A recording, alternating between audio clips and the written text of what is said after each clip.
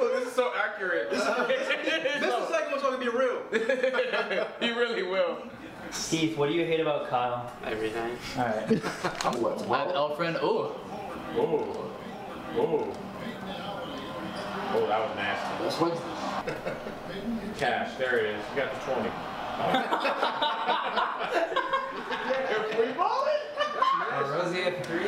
That's not. Bang. Didn't think I'd make it this far. I'm really not as good as these people thought I am, but I don't know.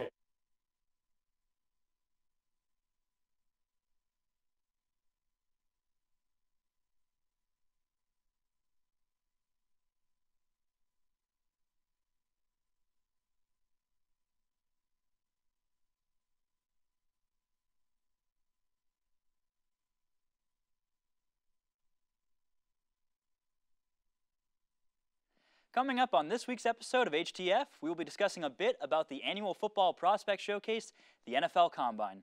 Plus, we are going to dive into a few topics in regards to NCAA basketball, including UCF's big upset over Houston this past weekend, and the March Madness tournament that's quickly approaching, and even a little bit of Major League Baseball action.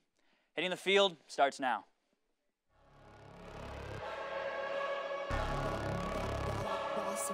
Things gon' change when I really hit the field. Undefeated chance, man, you know what's the deal. Tryna find a kid, I'm in the field doing drills. Boy, you just a sucker, you ain't never keep it real. 3 rings in my hand, I'm a warrior to the max. When I hang it up, they gon' have to give me plaques. Step up in the building and I only bring the facts. When I make a highlight, they gon' replay, run it back, okay? Always locked in, now I don't got time to lax. Saying he the best, he could take a lap. Batted 1,000 when you check the stats. Boy, is you ready? You ain't gotta ask.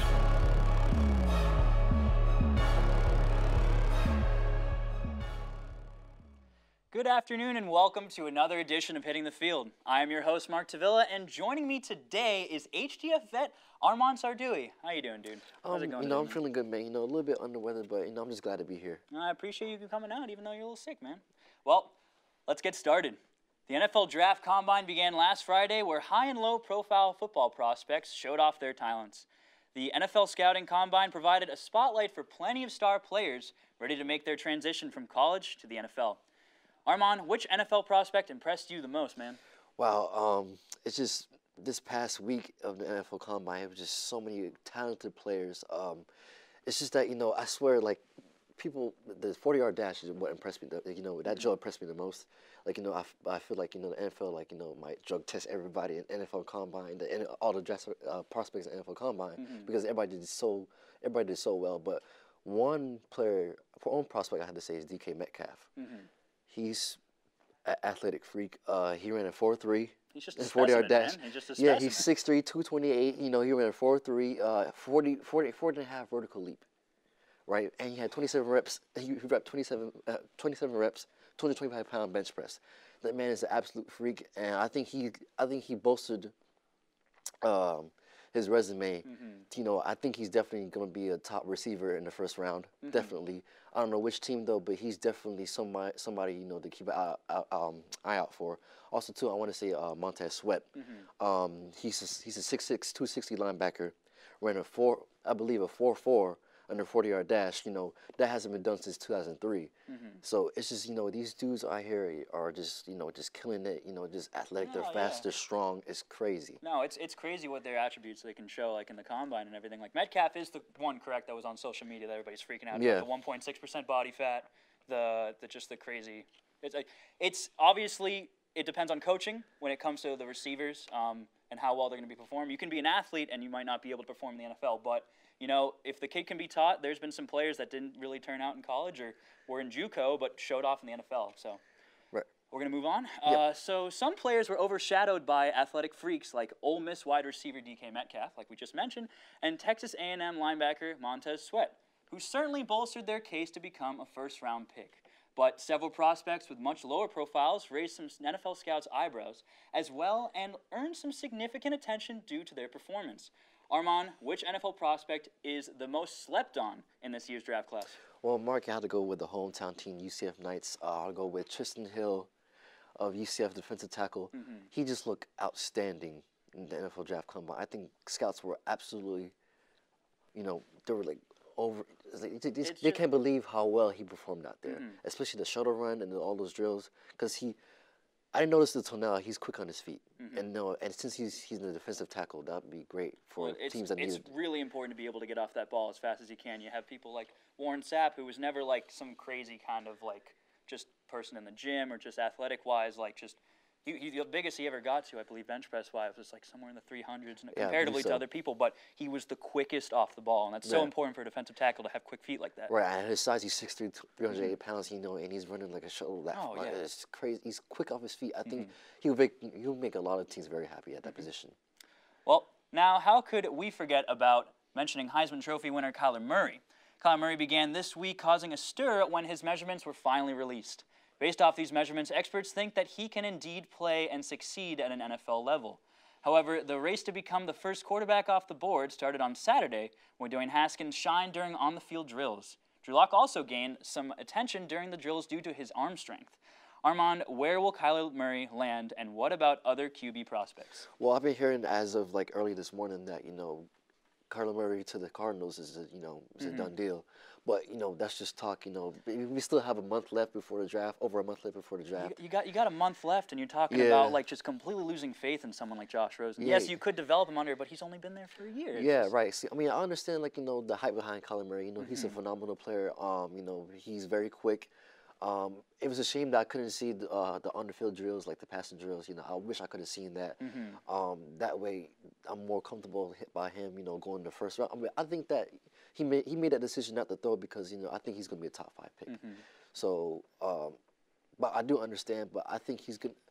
I think he has the tools to succeed in the league. But time will tell. In terms of Dwayne Haskins, I believe that I think he's going to be good NFL player, good NFL quarterback. I think some teams like the Jags maybe or the Giants might have a quarterback like him. He was doing darts in the drills. But also with Drew Lock too, I think NFL teams and prospects, they love a big arm like him. I think I could see him maybe drafted to the Redskins, maybe, because I think they need a quarterback. They need to be able to find somebody. It's all about it's really obviously every year it happens, but you're really seeing like just an awesome showcase of some great prospects every single year. You have like these specimens. It's just it's really something special. So hopefully we'll get to see soon. We'll see where they end up and definitely see what happens. So that's all the time we have for NFL Talk. But when we come back, we discuss college hoops and the MLB. You won't want to miss this.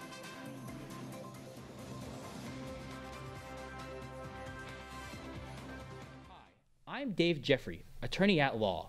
Has your favorite team ever left you feeling sad, disappointed, or even a little angry? Don't you feel like you should be compensated for it? Just take a look at these real testimonials from my real clients. After Tyrod Taylor led the Bills to the playoffs for the first time in 17 years, I was the happiest I'd ever been. And then the Bills traded him, and I wanted to die. But thanks to Dave, I found my will to live again. Yo, Kevin Durant's a bitch. When he said his mom was the MVP, I was so pissed. He put up 30 a game, not her. Same time, I knew my boy Dave would be able to get me some quick cash. Thanks, Dave Jeffrey. I've helped millions of people, and chances are I might be able to help you too. I hate David Jeffries. My whole family died in a car crash, but he gave all my money away to a Saints fan because of some blown pass interference call. Thanks, Dav. Aren't you mad when KD went to the Warriors? Nah, that's pretty chill. Give me a call at 888-888-888, crying emoji, and I can fix your sports misery too. Please call the number on your screen today if you are experiencing any grief, sadness, or even if another fan has hurt your feelings. All you have to do is provide your credit card number, the 3 silly digits on the back, and the expiration month and year. This is not a scam. Doop-de-doop. Yo, guys, I can't even imagine what it's like to be a Saints fan right now. Dude, I'd be so guys, mad. I can't believe that ridiculous no call. Bro, I'm puzzled. If they would have made that call, who do you think would have been in the Super Bowl? The Saints would have been in the Super Bowl. Come on now. The refs, they need to be punished. Oh, hey guys. Did you see my missed call last week? Could have sent that team to the championship. I guess not. I can't take this anymore. What's up with this guy? Welcome back to HTF. I am here with Jaret Kappelman and Andre Rodriguez to discuss some college hoops. And before we get into some intros, I'd like to give you guys an update. And HTF has recently learned that UCF men's basketball is now ranked top 25 going into March, guys, after that win against Houston. So just wanted to get your guys' thoughts on that. And I don't know, want to say hi. Jaret, how you doing? I'm doing great. Glad to be back on the show. It's great for the school. We're ranked for the first time in over 6 or 7 years, and you know what? We're looking good to make the tournament. Andre, how you doing, man? It's been a while. Doing great, and glad the news got broke. My first time back in a while. Yeah, first time since 2010, 2011. So it's great. They deserve it, and it makes Thursday's game against number 20 Cincinnati even bigger. So. Well, it's awesome, man.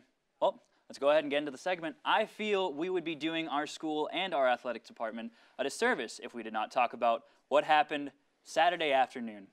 The Knights became the first team since March 2017 to go into Houston and steal a win. UCF steadily beat number 8 Houston 69-64 in one of the most crucial wins in program history. The win will likely lock a spot at the March Madness dance for UCF for the first time since 2005, when Jaret was 6 years old. What a cute kid. Jaret, what are your thoughts on the win? Well, it's shown in the rankings. We're now top 25, number 25 to be exact. You know, we lost to Houston at home. It was like an 8 to 9 point game. Then we go into Houston and beat them by 5. And I think that's just showing the resilience of this team. You know, they're not, letting the close loss against Cincy, the close loss against Houston affect them. We're just going in there, playing it game by game. And this week against Cincy, I would not be surprised to, see us take it. I mean, we're going to have the stadium sold out, or the arena sold out.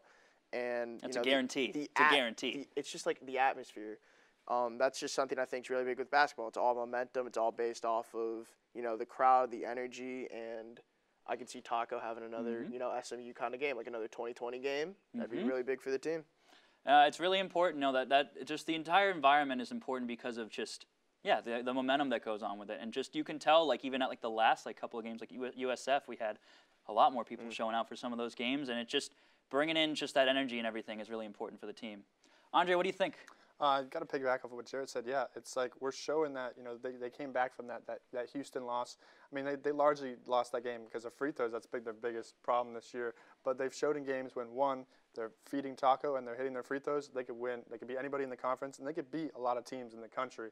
So, this game Thursday, like I said, I wouldn't be surprised. I think they're going to win that game, and they definitely have a chance to win at least, depending on the seeding, obviously, because if they're like a 7 or 10 or like 8 or 9 seed, they're going to have to probably play like a 2 seed or 1 seed in the next round. But if they're like an 11 seed, they could definitely win two games probably in the tournament. So for sure, it's all about seeing where that momentum's coming, and some people could say that maybe it was just a flash in the pan with that win against Houston. But in my opinion, and I think everybody else's, I think we're starting to see some special play from the team. So I mean, it's really something special. So for our next question, I want to take us back through time a little bit though.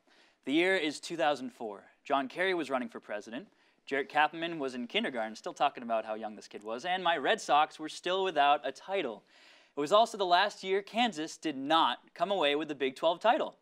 The team's dominance has been historic, but the streak could come to an end this Saturday when Big 12 play wraps up. The Jayhawks currently sit 1 game behind Texas Tech and Kansas State for the top spot in the conference.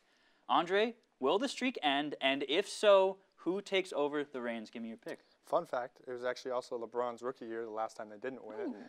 But yeah, I think the streak's going to end. And it's not really their fault. I mean, Vic, one of their best player, he's had a leave of absence. And then they lost their best center, Azubuike, with a right hand surgery for the rest of the season. So I definitely see Texas Tech or Kansas State winning it.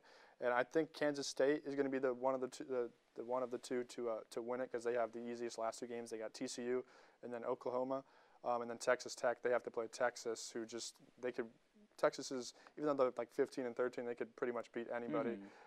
So yeah, I think it's going to be Kansas State. But I don't think the reins are permanently handed over to somebody. No, the Jayhawks next season, they're going to get their guys back. They're going to restack. Yeah, I think, what do you think? Kansas is just stuck in a dilemma this year. You have the whole controversy before the season with Adidas keeping their, quote, best incoming player out for the whole year because they don't want to get stuck in those allegations. You have a coach in Bill Self who has made it public that he does not like Vic as a player. And then Azubuike with the hand injury, I don't see Kansas getting it done as much as it hurts me to say. I'm not going to pick them to win March Madness. When you have your coach that's talking about his own player and basically just admitting, I don't like this kid, it's not a good look. It's not a good look, and it's really going to kind of create like some problems in the locker room. I met him in person once. He's actually a really nice guy. He's a cool guy. He's a great player. He's a great player on the field, or on the court, I should say. But I see Kansas State just taking it home. You know, they do have the easiest schedule left. They're ahead of Kansas. I really don't see a realistic way for Kansas to get it done this year. Yeah, we'll see what happens this year. You know, it's up for grabs, but you know, it's not like they're gone. It's not like they're gone. I think they'll be back. I just think this whole year has been a complete roller coaster. Yeah. All right. Well, at the beginning of the season, if you told me who would be the top team in the country with a week left in the season, you would have probably told me it was Duke, or defending champion Villanova, or possibly Big 12 powerhouse Kansas. Despite their similar dominance, though, in their conference, few would have correctly predicted that the Gonzaga Bulldogs, shout out Kelly Olynyk, would be the #1 ranked team. The Bulldogs finished a perfect 16-0 in WCC play and entered their conference tournament as the undisputed top dog. Jaret, can Gonzaga translate their regular season success into March? No. No? No chance. It reminds me of past Gonzaga teams, which I know benefit, they have made it there, but they haven't got it done. It reminds me of a Wichita team. It reminds me of Virginia last year. You know, they're scrappy. They're not really. They beat Duke. Yes, they beat Duke early in the season. That was a young Duke, very young Duke. I really don't see a way that Gonzaga is just going to magically translate this into March. It happens every year. We get this team who we're like, oh, they're undefeated, this, and this, all the hype. Next thing you know, they're gone. 2 rounds gone. It just seems like they just have like just random bursts of energy for the most part, like when they made it to the finals against UNC. But a year 2 ago? That was 2-3 years ago. 2-3 years ago. The UNC won. Well, Andre, what do you think? I'm gonna have to disagree with Jaret. I'm actually surprised he said that. I think they definitely have a shot. I mean, what's it called? They have the strength of schedule this year is fine. I mean, their only 2 losses came to Tennessee and North Carolina, and they weren't like big blowout losses. Tennessee was only by a bucket. And then the strength of schedule, they beat Duke when they were completely healthy with Zion. Zion had both of his shoes on. So yeah. He did have. And then another thing, they got Rui Hachimura. He could be a top 10 pick in the draft. He averages a good 20 points per game, 9 rebounds, can shoot the 3. He does everything. Great defending team. Great rebounding team. Their only weakness is that, I mean, the tallest guy on the team is like 6'8", 6'9". So I mean. But what about like the intensity? They've had like 16 games like with no intensity. You know, weak conference play teams. Don't you think like that might might be a 1 translate? seed.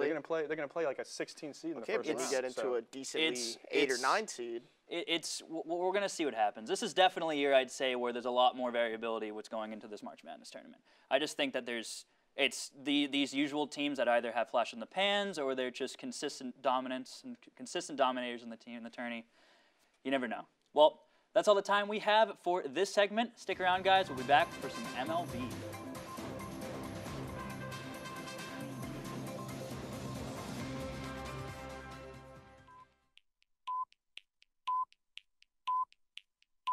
I'm in charge of the meeting this week. So you know what we're going to talk about? Basketball. The second thing we're going to talk about this week is basketball. Okay?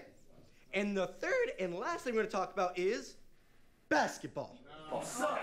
Yeah. God, yeah. It's ridiculous. I want to quit. Can I quit? Take that. Look at the screen.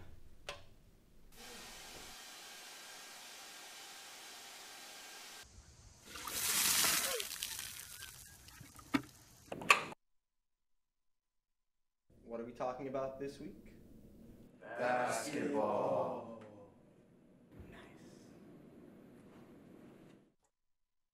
Field, I am still here with Jaret Kappelman and Andre Rodriguez to talk some MLB baseball. I said Major League Baseball. Last week, Bryce Harper did not just secure the bag, he secured the whole bank. Harper signed a record 13-year, $330 million contract with the Phillies last week. Harper joins a formidable lineup next to new acquisitions Andrew McCutchen and JT Realmuto, as well as Phillies mainstays Michael Franco and Odubel Herrera. Jaret, what are your thoughts on the signing? What do you think? Well, I think the biggest thing is the fact that he turned down $42 million a year for 4 from the Dodgers. So clearly he wanted to be in Philly. Money clearly wasn't the main factor. Obviously, $330 over 13 years is a lot, but I really think that the Phillies are going to make the jump. You know, that you saw they picked up 24 extra wins last season, and I think this season they might pick up 20 to 25 more, and I really don't see them losing the division. You don't see someone like this for they must have been in the talks for a long time going over this. There's no way. I mean, because to the point you want them at spring training to at least meld with the team. So they were trying to probably get this done as soon as possible. The whole matter of it comes down to what does Harper want, how much money, and I think the whole thing he wanted was the no trade clause, I think he wanted to be in Philly. He wanted to just have security. Does he really want to be in Philly though? Because I mean, in his signing conference, he said he wanted to bring a championship to Washington. So does he want to be in Philly? I don't know. I mean, that was the only thing. He stuck there for 13. That was the only thing that kind of just threw me off. Like I was like, he probably looked at the team. He looks like he wants to be in here in Philly. But then when he said that in the conference, it's like it's not like someone wrote that up for him. It's like his mindset's still somewhere else. He's just there for the Obviously, money. it's like a 40 and slip style thing. But you can think that maybe it's kind of like repressing certain feelings. You never know. He wanted that success with the Nats, and he wanted to be able to stay with the team and try to create something. But obviously, if he was seeing the signs for a long time and he wanted to get out of there, you never know, man. I mean, I don't blame the guy for wanting to try to compete and try to go somewhere where he thinks that it's going to be worth it for him. So, can't hate him. Well, with Harper heading to Philly from Washington and the Braves, and Mets improving their teams, the NL East became one of the more intriguing divisions over the offseason. Andre, do the Phillies' moves put them as the team to watch in the NL East? I know Jaret just said that they will most likely win their division. What do you think? Of course, yeah. I don't think it's guaranteed. It's not like it's not like when you look at Duke, you're like, oh yeah, they're the best basketball team, obviously. Like the Braves, they still have to watch out for the Braves and maybe the Nationals, but yeah, they should be able to win the division. I think they're overall the best team in the division. I mean, look at the guys they got. One guy that we haven't mentioned yet, Rhys Hoskins. I mean, I love that guy. I mean, 34 home runs last year. He had that little when he started playing in 2017, I think, when he went on that rookie run when I think he the fastest person to 9 home runs and then 10 home runs and 11. I mean, the streak ended, and then he came back, hit 34 homers last year.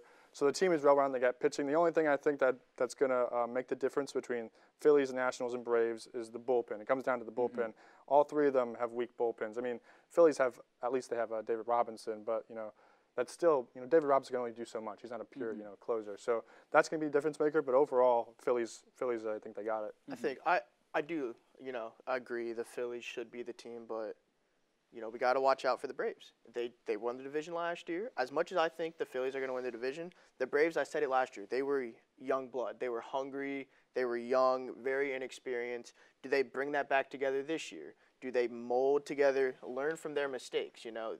They got dismantled by the Dodgers. And as simple as that. So my whole thing is, will they, create this atmosphere? Hey, this is what we did last year, kind of like the Royals. You saw the went out Royals and got Josh Donaldson too. So Josh Donaldson, I think he's a bust, in my opinion. But I'm saying it's kind of like what the Yankees did with Troy Tulowitzki. You never know. Like veterans. They might just... And the whole Josh Donaldson thing is you saw him, he was drafted by the A's as a catcher, transitioned over to third, really took over with the Blue Jays. Injury plague. He did. I mean, but you think about it, when the Blue Jays made their good runs with Batista and Donaldson, Donaldson and Encarnacion, those were your big three for the team. If Donaldson can bring back his first years to the Blue Jays, this Braves team could be looking at an NLCS. And one more quick thing, like I was saying, the one weakness of all three teams is the bullpen. Braves are one of the people that have been interested in Craig Kimbrell has been the Braves. I mean, he started with them. I wouldn't doubt they end up getting him. I mean, it's about being able to create that relief. It's so important because you can have either side of the ball. Obviously, is so important. You can have a team that can hit 9 runs, but if you can't close out in the 9th inning, 2 hits can change everything. Yep. So it's going to come down to the wire. But I do think the Phillies will probably take over. It's a big thing. If Harper can create a better season than he did last year with a little bit of an off season, but for the most part, if he's in an environment where he feels like he can succeed, I think he will. I think he's that kind of player. So, with Harper off the market now, the attention focuses on the prime pitchers still without a team. 2015 Cy Young Award winner Dallas Keuchel and World Series champion Craig Kimbrell, who we just mentioned, are still teamless well into the 11th hour. Jaret, where could these pitchers sign? Well, I thought one of them was for sure going to go to the Phillies, but now seeing how much the Phillies paid for Harper, I don't realistically see that happening.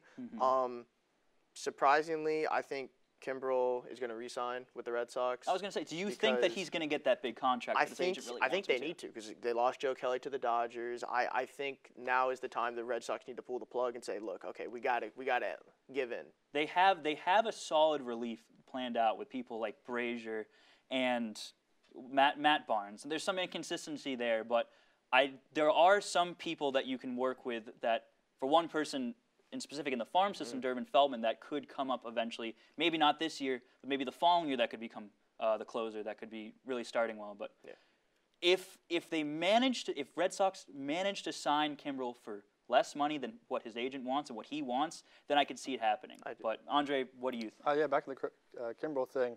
I mean, he's one of the arguably the best closer in the game right now. He's got like a 90% save completion rate. It's like the best out of like all pitchers with like at least 200 saves. Like he deserves to be paid like that, you know. So I don't blame him, and I don't think it's guaranteed that the Red Sox, you know, he'll re-sign with the Red Sox. I don't think it's guaranteed either. Yeah, like because they said like they don't want to spend that money. I mean, they could always mid-season, you know, trade for a reliever if they really need to.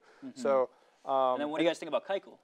I honestly, it's up for grabs. I have no idea, honestly, who he might sign. Maybe. I want to see him on the Rays. You want to see him on the Rays? I do. I could see. I mean, it'd be really important for a division like the AL East, being able for the Rays to be able to like try and to compete and everything. So nice if the Yankees get him. It'd be nice for you. I don't like for me. I don't like the Yankees. So, guys, that's all the time we have for this segment on MLB. I want to thank you guys for showing out. Stick around, guys. After this break, I'm going to be giving you my night vision. Stick around.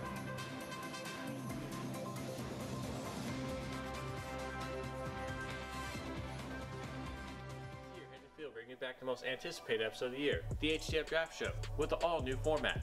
And what may be that new format, you might ask? This year we're doing something totally different.